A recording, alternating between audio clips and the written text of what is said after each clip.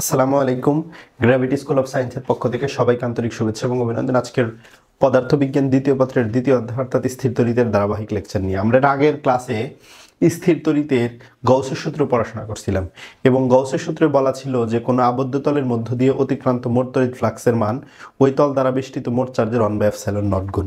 অর্থাৎ আমরা যদি এক্সপ্রেশনটা লিখি closed integral EDS is equal two closed integral EDS দ্বারা তড়িৎ ফ্লাক্স বোঝায় এবং এই তড়িৎ ফ্লাক্সের মান হলো মোট চার্জের ε0 গুণ 1/ε0 গুণ। অর্থাৎ closed integration EDS is equal two q/ε0 এরকম ছিল। এরপরে এই সূত্র ব্যবহার করে আমরা আরো কিছু লজিক এস্টাবলিশ করতে পারি। তার মধ্যে প্রথম যে বিষয়টা নিয়ে আলোচনা করব সেটি হচ্ছে কোন একটি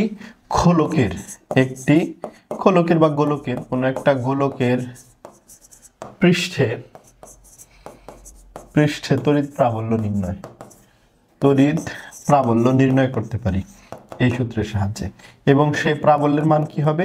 সেই প্রাবল্যের মান হবে q/4πε0 r², বা আমরা এটা এইভাবে লিখতে পারি q/4π r² × 1/ε0।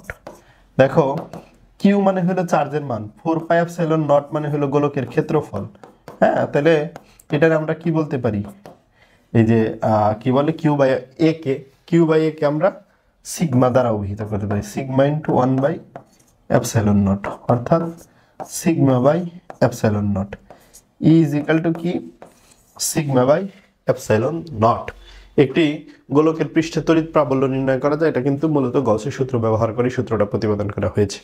এরপরে আরেকটা জিনিস, একটি সরু 2 নাম্বার কেস, একটি সরু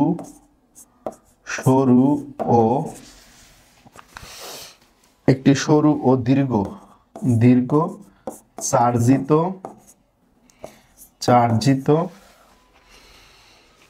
তারের নিকট কোনো বিন্দুতে তড়িৎ প্রাবল্য নির্ণয়। আমরা একটি সরু ও দীর্ঘ চার্জিত তারের নিকট কোনো বিন্দুতে তড়িৎ প্রাবল্য নির্ণয় করতে পারি কিসের সাহায্যে? এই গাউসের সূত্র ব্যবহার করে। যেমন এটা মনে করো একটা সরু সুষম তার, এটা একটা সরু সুষম তার। এই সরু সুষম তার হতে মনে করো আর দূরত্বে একটা বিন্দু আছে পি, এই পি বিন্দুতে প্রাবল্যর মান বের করতে হবে। তাহলে এই পি বিন্দুটা এই তার থেকে কত দূরত্বে আছে? আর দূরত্বে আছে। এই আর দূরত্ব বজায় রেখে কি বের করতে হবে? এই আর দূরত্ব বজায় রেখে এখানে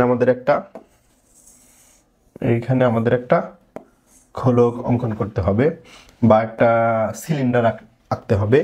এবং এই সিলিন্ডারের এই তারটা হলো ধনাত্মক চার্জে চার্জিত। ফর এক্সাম্পল এটা ধনাত্মক চার্জে চার্জিত। এখন এই আর বিন্দুতে প্রাবল্য নির্ণয় করতে গেলে এই গোলকের আসলে সমগ্র গোলকের প্রাবল্য বের করতে হবে এবং সেজন্য গোলকের বিভিন্ন জায়গায় আমাদের প্রাবল্য বের করতে হবে। মনে করো যে এইখানে একটা প্রাবল্য বের করলাম, এখানে একটা প্রাবল্য ক্ষুদ্র ক্ষেত্রফলের জন্য, এই জায়গায় ক্ষুদ্র ক্ষেত্রফলের জন্য, এই জায়গায় ক্ষুদ্র ক্ষেত্রফলের জন্য, এই জায়গায় ক্ষুদ্র ক্ষেত্রফল ডিএস এর জন্য। এই ডিএস এরিয়ার জন্য আমরা যখন ক্ষুদ্র ক্ষেত্রফলের জন্য প্রাবল্য বের করব, এরপরে ইন্টিগ্রেশন করব এই প্রত্যেকটা প্রাবল্যরে। মনে করো E1 ds, এরপর ইন্টিগ্রেশন অফ E2 ds, এরপর ইন্টিগ্রেশন অফ E3 ds, হ্যাঁ, ইন্টিগ্রেশন অফ E4 ds। এগুলা যদি আমরা করি তাহলে মোট প্রাবল্যের মান যেটা দাঁড়াবে সেটা হলো সিগমা ইজ ইকুয়াল টু λ/2πε0 λ/2πε0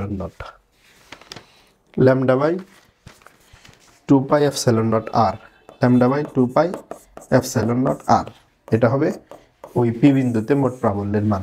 এবং এখানে সবই জানো তোমরা, আরটা কিন্তু এই সরু সুষম দণ্ড হতে বা তার হতে দূরত্ব, যে বিন্দুতে বিভব প্রাবল্য বের করতে হবে ওই বিন্দুর দূরত্ব। ল্যামডার পরিচয়টা জানা হয় নাই এখনো। ল্যামডা হলো এই চার্জিত তারের ল্যামডার পরিচয়টা একটু দেওয়া যায়। ল্যামডাটা কি? ল্যামডাটা হলো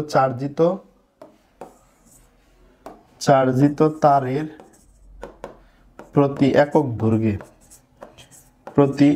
দৈর্ঘ্যে চার্জিত তারের প্রতি একক দৈর্ঘ্যে চার্জের সংখ্যা, এটাই হচ্ছে এখানে ল্যামডা। তাহলে এরকম সরু, লম্বা, দীর্ঘ তারের নিকট কোনো বিন্দুতে প্রাবল্যের সূত্র E = λ/2πε0r, এবং এখানে ল্যামডা হলো প্রতি একক দৈর্ঘ্যে চার্জের সংখ্যা, আরটা হইল সরু সুষুম তার হতে ওই কল্পিত বিন্দুর দূরত্বটা। এই হলো বিষয়। তো আশা করি তোমরা বুঝতে পেরেছো। এরকম বিভিন্ন সাবজেক্টের তত্ত্বীয় আলোচনা, MCQ এবং CQ এর আলোচনা পেতে গ্র্যাভিটি স্কুল অফ সায়েন্সের ইউটিউব চ্যানেল এবং ফেসবুক পেজে চোখ রাখার জন্য অনুরোধ রইল। ভালো থাকবে, সুস্থ থাকবে। আসসালামু আলাইকুম।